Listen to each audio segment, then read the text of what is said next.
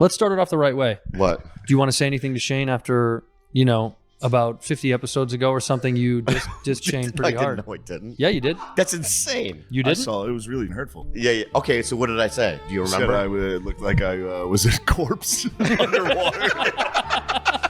The bog water. Yeah. Yeah. Yeah. Which, you're not, you weren't wrong. Yeah, I know. But And it hurt you. And my bad, dude. My lawyer talked to Bobby Lee's lawyer. Oh, yeah. Tell him I can only do 15 minutes because there's a cease and desist. Bobby Lee has a lawyer? No, he's beefing with him. Yeah. Is the beef real? Yeah. Oh. Yeah. It's not impossible. It's real. It's real beef. Paulie Shore's recent appearance on the Fat Fish podcast plays less like a typical promotional stop and more like a public airing of genuine hurt. Paulie explains that he wanted to go on Bad Friends to talk about a serious health issue, surgery to remove a tumor, but was allegedly told by Bobby Lee that he needed something to promote.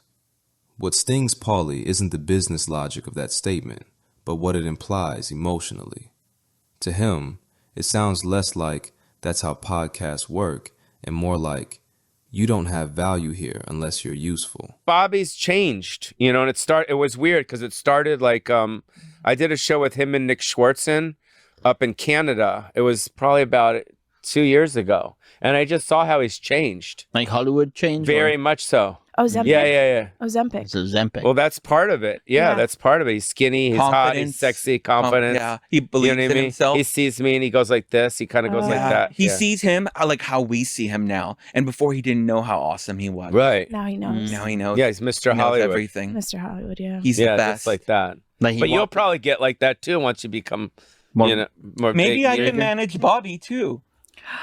No, I'm kidding. I'm kidding. No, that would be a conflict. No. That would be a conflict of what? Your interest. Yeah, my interest. Yes. Yeah. So and then it was weird. Like I had. I mean, I don't want to sound like bring a sad. I don't want to bring a sad moment to this, but I did have a fucking tumor. Oh. Yeah, shit. I had a tumor. Maybe that I he found caused it. Yeah, he probably fucking caused it. From sadness. It was a sadness tumor. Yeah. Bobby Lee caused the tumor. So then it was funny. I say to him at the store, I'm like, yo, I'd like to go on your show, Bad Friends. And he says, you need something to promote. And I said, I just said I had a fucking tumor. I think that I can use to promote it. And he's like, no, you got to do something to promote. So this is how Hollywood this motherfucker's gotten. Wow. Damn. You know what I mean? And this is the guy that I did what for him? You discovered him. Paulie frames the issue as a friendship rupture disguised as an industry disagreement. He believes Bobby has become Hollywood, distancing himself from people who were around before the success of Bad Friends. According to Paulie, this isn't just about not getting booked on a podcast.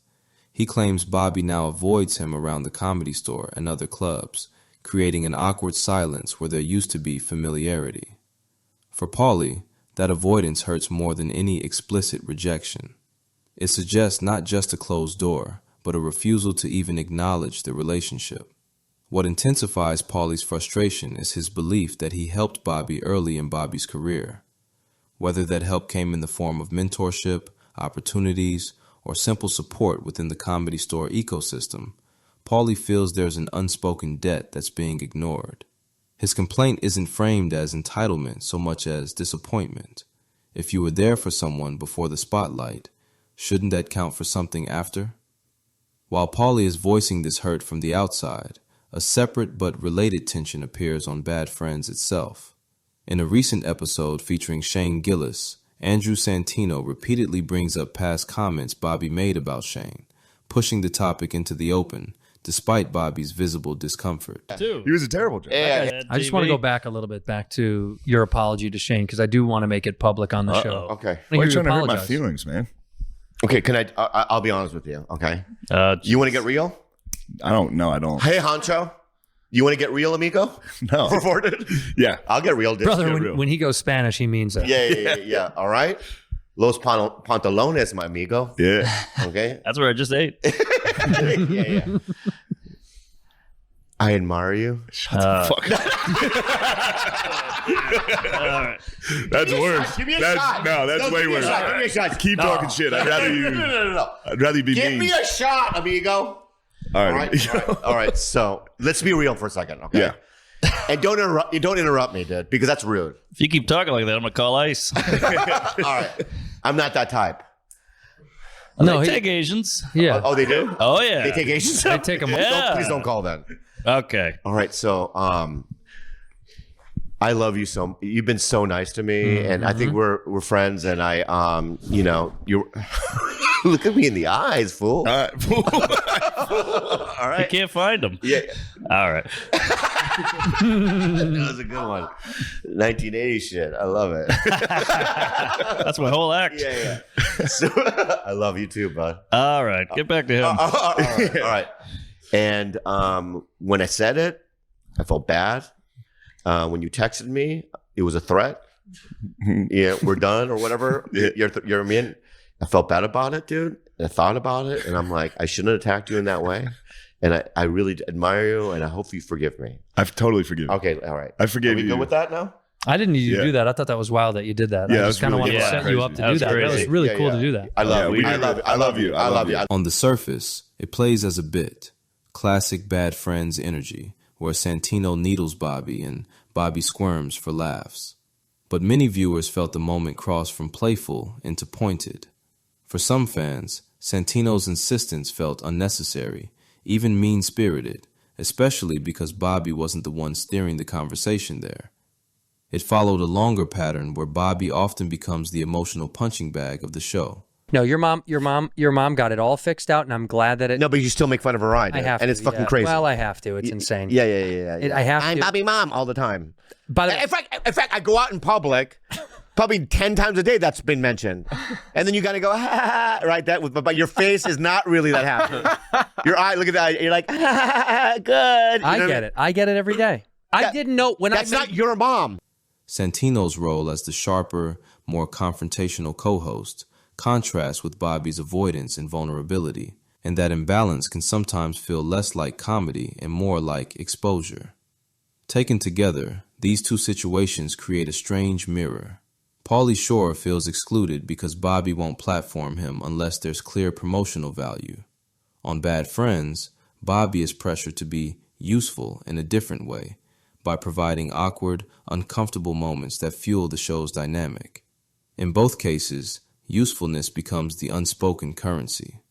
This is why the narrative that Bobby Lee's friends are turning against him has gained traction. It's not that everyone suddenly dislikes him, it's that the system surrounding him, podcasts, clips, audiences, turn friendship into something transactional, even when nobody intends it to. Paulie interprets distance as betrayal. Santino interprets discomfort as comedy. The audience interprets both as entertainment, then debates whether Bobby deserves the treatment. Love you. How about though when I do say something? What about when I say something about Shane and I'll go, like when I said, "Oh yeah, and Shane's playing Lincoln Financial Field, the football stadium," and then what do you say? That's great. No. No, I know you fucking said something nasty. He goes, What'd I say? he goes, I don't want to hear about Shane's not the king. He's not the king. Whoa. That's what he says. I did not say that. That's fucking outrageous. We have a whole room of people that That's have. absolutely outrageous. Pull it Fancy, up. is that true? Is that true that he says that stuff? It is. It is true. Thank you. Oh. What the fuck, man? So And who is the king? Honestly, dude. I haven't slept. You know what I mean? I said that. You did. All right. All right. Oh, yeah. All right. Fuck it. Yeah. My bad. Because here's what here. Can I tell you why? Yeah. All right. Because he's like, because I didn't want you. You feel bad. I feel like when you say it. What, I feel bad? Yeah, because you're doing yucks in these smaller places. You're doing these like, you know what I mean, wise guys, you know what I mean, Yeah. which is a great club, you know what I mean? You weren't you Love just it. at that club last week? I played in 2 weeks. Yeah. you know So what I what are mean? you talking about? Yeah, but you know what I mean? Don't And step on me. I say it as a celebration of the people. And I that we celebrate work it as with. well. No, you It's don't like like, it because you're 54. Oh, shit. You're old, and you think that's weird that he's young and great, and you're old, and it's over. He's one of the best comics on planet Earth. I've never fucking denied You say that because he's here, You know what but I mean? not when he's not here. And so are you. Ooh, slam. What the fuck you doing, guy? There's also the possibility that Bobby's own personality contributes to these situations. He's long been open about being conflict-averse, avoidant, and anxious in social situations. That combination can create misunderstandings quickly. Avoidance reads as disrespect. Silence reads as arrogance. Deflection reads as indifference. None of that requires malice, just a mismatch between intention and perception. In that light, Paulie's hurt, Santino's jabs, and the audience's reactions can all coexist without anyone being a villain. Paulie can genuinely feel discarded while also turning that pain into content. Santino can be joking while still hitting a nerve. Bobby can be overwhelmed and still handle things in a way that hurts people around him. Yeah. Bobby, listen. Bobby, I'm over here. Bobby, I like you, your face. Let me tell you your Chinese face, dude. Like this. You want me to kiss him, you said? Yeah, kiss. Him. Bobby, I like you. Kiss him. I like Listen, you know I discovered you, right? Yeah, man, I know. Yeah, and you opened for me for several years on the road, right? Get to the point, man. Yeah. And I'm just saying, like... Maybe make go quicker because he's busy. Oh, yeah. Oh, yeah. Look, just be nicer to me when you see me. Open your heart, bro. I mean, you did... Let's be honest. You stole my act. What this situation ultimately highlights is how podcast culture reshapes relationships. Disagreements that once stayed backstage now become episodes. Hurt feelings get thumbnails. Awkward silences turn into speculation. Instead of a private phone call or a quiet conversation at the club, everything plays out in front of an audience that feels entitled to judge the emotional math. The irony is that everyone involved is doing what comedians have always done, turning discomfort into material. The difference now is scale. The crowd isn't just a room, it's the internet. And when friendship, resentment, humor, and business all share the same microphone, it becomes increasingly difficult to tell where the bit ends and the real feelings begin.